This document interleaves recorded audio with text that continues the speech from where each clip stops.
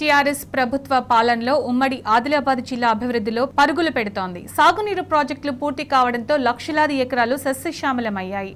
అటు పర్యాటక రంగానికి అత్యధిక ప్రాధాన్యతనిస్తున్న తెలంగాణ సర్కార్ పర్యాటక రంగాన్ని మరింతగా అభివృద్ధి చేస్తోంది. గిరిజనుల అభివృద్ధి కోసం తండాలను గ్రామ పంచాయతీలుగా మార్చింది. విద్య, వైద్య రంగాల అభివృద్ధికి వేల కోట్ల రూపాయలు కేటాయించింది. ఆదిలాబాద్లో రిమ్స్ సూపర్ స్పెషాలిటీ ఆసుపత్రిని ఏర్పాటు చేసింది. మంచిర్యాల జిల్లాకు కొత్తగా మెడికల్ కాలేజీ మంజూరు చేసింది. ఉమ్మడి ఆదిలాబాద్ జిల్లా నుంచి మరింత సమాచారం మా ప్రతినిధి రాజు అందిస్తారు.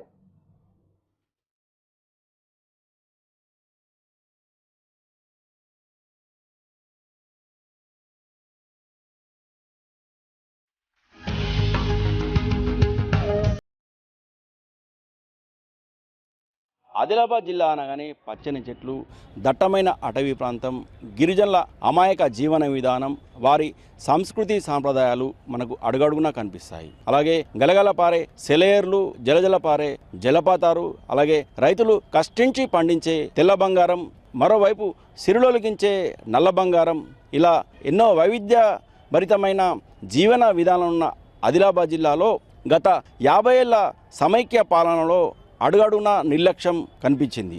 దీంతో గత 50 ఏళ్లుగా ఆదిలాబాద్ జిల్లా వెనుకబడిన జిల్లాగానే ముద్రపడింది. అయితే తెలంగాణ రాష్ట్రం ఏర్పడిన తర్వాత అధికారంలోకి వచ్చిన టీఆర్ఎస్ ప్రభుత్వ హయాంలో మాత్రం గత 7 ఏళ్ల పాలనలో ఎన్నో వేల కోట్ల రూపాయలతోని అభివృద్ధి సంక్షేమ కార్యక్రమాలు కొనసాగుతున్నాయి. వెనుకబడిన జిల్లాగా ముద్రపడిన ఆదిలాబాద్ జిల్లాలో ప్రస్తుతం అభివృద్ధి పరుగులు పెడుతుంది.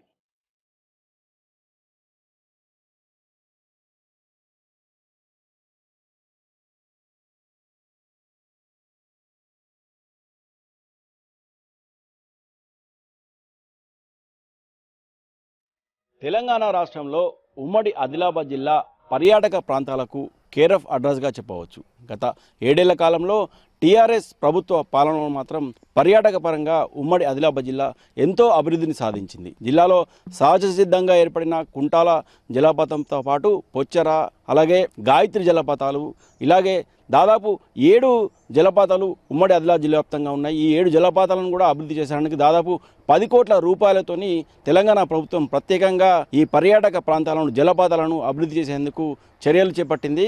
అలాగే మరోవైపు ఉమ్మడి ఆదిలాబాద్ జిల్లా వ్యాప్తంగా విస్తరించున్న దట్టమైన కవ్వాల్ అభయారణ్యం కూడా పెద్ద ఎత్తున పర్యాటక ప్రాంతంగా రూపుదిద్దేందుకు ప్రత్యేక చర్యలు చేపట్టడం జరిగింది. ఇందుకోసం కడెం ప్రాజెక్టు వద్ద ఒక హరిత రిసార్ట్ను, అలాగే జన్నారం వద్ద హరిత రిసార్ట్ను ఏర్పాటు చేయడంతో పాటు ప్రతి జిల్లా కేంద్రంలోనూ కూడా ఉమ్మడి ఆదిలాబాద్ జిల్లా వ్యాప్తంగా కూడా ఇటు నిర్మల్లో గండిరామన్న వద్ద హరితహారాన్ని 1000 ఎకరాల స్థలంలో ఏర్పాటు చేయడం జరిగింది.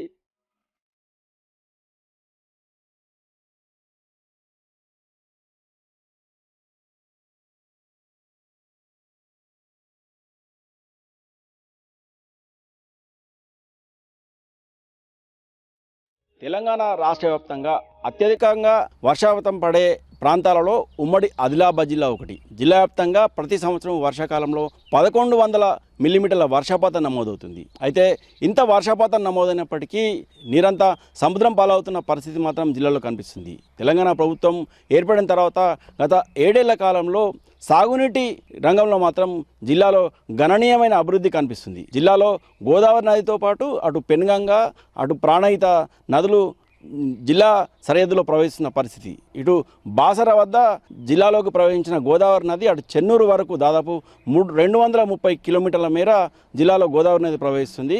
అలాగే అటు మంచిర్యాల, కొమరంభీం జిల్లాల వైపు ప్రాణహిత నది, అలాగే ఇటు ఆదిలాబాద్ సరిహద్దులో పెన్గంగ నది పెద్ద ఎత్తున ప్రవహిస్తుంది.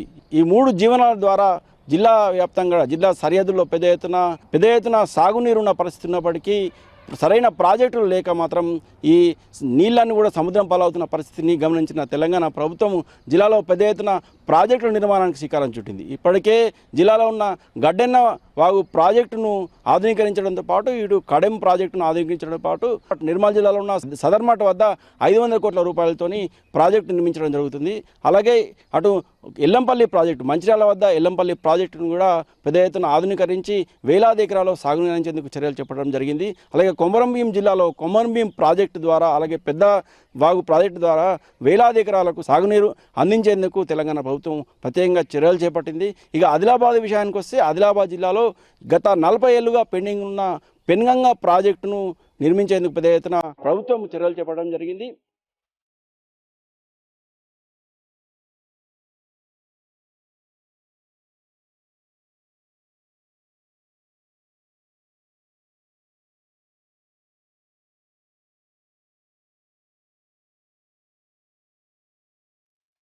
ఆదిలాబాద్ జిల్లా అనగానే దట్టమైన అడవులతో పాటు ఆదివాసీలు అమాయక గిరిజనులు గుర్తుకు వస్తారు.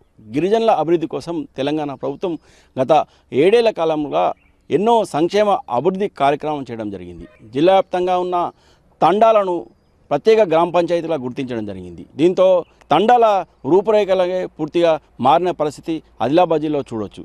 ఉట్నూరు ఏజెన్సీ ప్రాంతంలో ఉన్న ఎన్నో తండాలు గ్రామ పంచాయతీగా రూపాంతరం చెందాయి. ఐటీడీఏ ద్వారా ప్రతి ఒక్క తండాకు సంక్షేమ అభివృద్ధి కార్యక్రమాలు అందించడంతో పాటు తండాల అభివృద్ధికి ప్రత్యేక దృష్టి సారించింది. అలాగే ఆదివాసీల జీవన విధానాన్ని అలాగే సంస్కృతి సంప్రదాయాన్ని ప్రపంచవ్యాప్తంగా తెలియజేసేందుకు తెలంగాణ ప్రభుత్వం ప్రత్యేకంగా దృష్టి సారించింది. ఇప్పటికే ఆదివాసీల గుస్సాడి నృత్యాన్ని ప్రపంచానికి పరిచయం చేసిన తెలంగాణ ప్రభుత్వము జాతీయ స్థాయిలో గుస్సాడి నృత్యానికి ప్రత్యేక గుర్తింపు తీసుకొచ్చింది. ఆదిలాబాద్ జిల్లాలో గుస్సాడి కళాకారుడు కనకరాజుకు పద్మశ్రీ వచ్చేలా కేంద్ర ప్రభుత్వానికి సిఫార్సు చేసింది. అలాగే ఆదివాసీల గిరిజనుల ఆరాధ్య దైవము నాగోబా జాతరను జాతీయ పండుగగా తెలంగాణ ప్రభుత్వ పండుగ గుర్తించడం జరిగింది.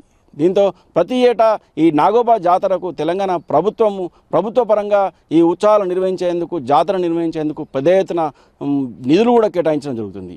గిరిజనులలో ప్రతి ఒక్కరు కూడా వారి జీవితాలలో ఒక వెలుగు నింపే ప్రయత్నం టీఆర్ఎస్ ప్రభుత్వం తెలంగాణ ప్రభుత్వం చేస్తున్న పరిస్థితి జిల్లాలో కనిపించడంతో ప్రతి ఒక్క గిరిజన తండాలో ఆనందాలు వ్యక్తమవుతున్న పరిస్థితి.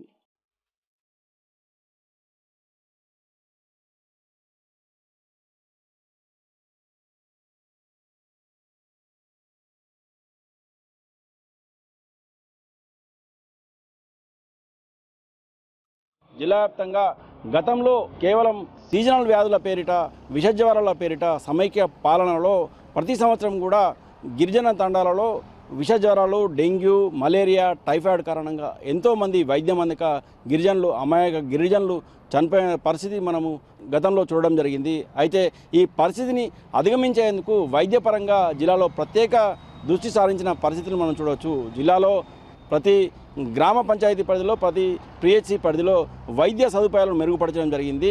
దీంతో గణనీయంగా వ్యాధుల తీవ్రత తగ్గడం జరిగింది.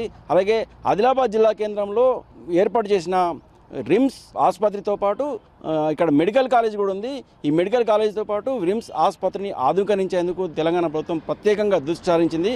అలాగే ఈ రిమ్స్ ఎదుటనే తో పాటు సూపర్ స్పెషాలిటీ ఆసుపత్రిని కూడా ఏర్పాటు చేయడం జరిగింది. 150 కోట్లతోని సూపర్ స్పెషాలిటీ ఆసుపత్రిని కూడా ఏర్పాటు చేయడం జరిగింది. ఈ సూపర్ స్పెషాలిటీ ఆసుపత్రి వైద్య సేవలను ప్రారంభించేందుకు త్వరలో తెలంగాణ ప్రభుత్వం కార్యాచరణ కూడా రూపొందించింది. అలాగే వారం రోజుల క్రితం జరిగిన కేబినెట్ సమావేశంలో మంచిర్యాల జిల్లాకు మరో వైద్య కళాశాలను కేటాయిస్తూ తెలంగాణ ప్రభుత్వం టీఆర్ఎస్ ప్రభుత్వము సీఎం కేసీఆర్ నిర్ణయించడం జరిగింది. దీంతో తెలంగాణ రాష్ట్ర వ్యాప్తంగా 7 కాలేజీలు మంజూరు చేసి అందులో మంచిర్యాలలో ఒక మెడికల్ కాలేజీను మంజూరు చేయడం జరిగింది. దీంతో జిల్లా వ్యాప్తంగా కూడా భవిష్యత్తులో వైద్యపరంగా మరిన్ని వైద్య సేవలు ప్రజలకు అందే పరిస్థితి జిల్లాలో భవిష్యత్తులో కనిపించే పరిస్థితి కనిపిస్తుంది.